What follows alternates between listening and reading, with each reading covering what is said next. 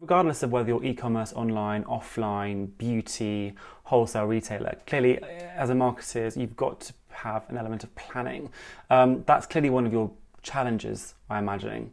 The next few months, clearly just you can't predict it. So how are you both managing that within your teams and within the wider company?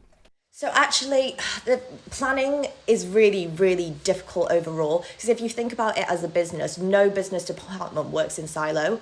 And I think if I give you an example of an eyeshadow palette, buying an eyeshadow palette, actually behind the scenes, there are so many different elements to consider and think about. So the eyeshadow palette itself needs to be manufactured by the brand. There's componentry, plastic, a lot of the times this comes from China, and then there's the actual product inside it, comes from Italy very often, and those were the two major countries which were seriously locked down. So lots of brands weren't actually physically able to produce their products, which ultimately affects all of the functions of the business. It's not a case of increased demand, increased stock, increased sales. Unfortunately, it just wasn't that easy. And then with our shipping providers as well, lots of countries consistently getting embargoed on a daily basis. We'd receive updates where we just cannot ship there, which means our entire e-commerce team had to change our the back-end tech. So we couldn't physically allow people to select those countries, or we had to have a pop-up to advise them that we can't ship to them temporarily. And then also from our distribution center point of view as well, with increased orders meant more picking and packing. But, with social distancing, we had to allow for, smaller shifts of people so we could social distance from that perspective as well. It impacts picking and packing. So all of these are things that we have to take into account when putting together a marketing strategy. And it's a good problem to have, but you don't want to be pushing too many things and driving that demand if we can't actually meet it from a logistical point of view, or from customer service, for example. When you get those increased order volumes, you get increased queries, but then the higher the increase and the longer the backlog, the more they are contacting you.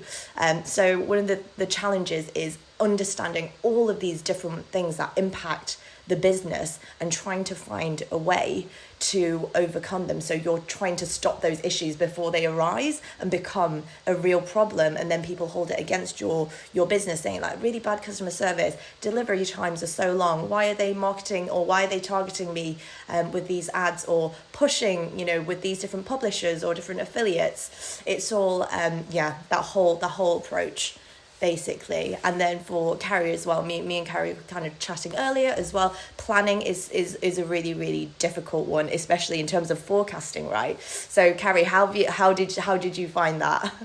Yeah, I think the forecasting is like the most challenging thing right now, because obviously we have the past 2 months to kind of compare how the consumer has reacted to e-commerce. However, what is that going to mean for Christmas, Black Friday?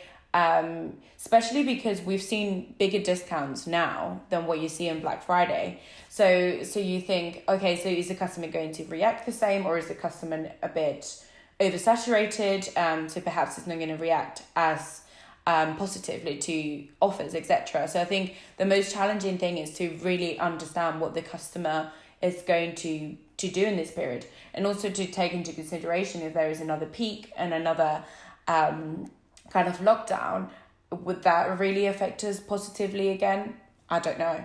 And also now seeing that as a country we're entering a recession, there's another factor that you really need to kind of include in your numbers and the way that you forecast and how the customer is going to react to your offers.